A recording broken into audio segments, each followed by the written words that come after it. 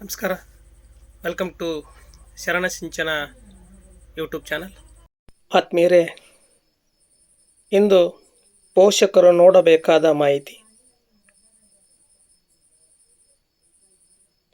ಬೇಸಿಗೆಯ ಜಳದಲ್ಲಿ ಒಂದೇ ವಾರದಲ್ಲಿ 4 ಮಕ್ಕಳು ಹೃದಯಾಘಾತದಿಂದ ಮರಣ ಹೊಂದಿದ್ದಾರೆ.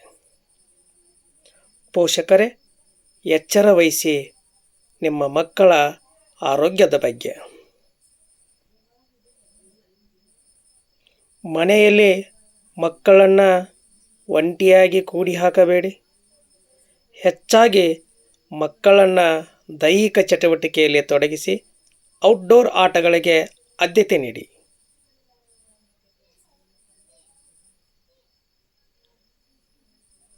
ಟೈಮ್ಗೆ ಆಹಾರ, ನಿದ್ದೆ ಮಾಡುವುದನ್ನು ರೂಢಿ ಮಾಡಿಸಿ.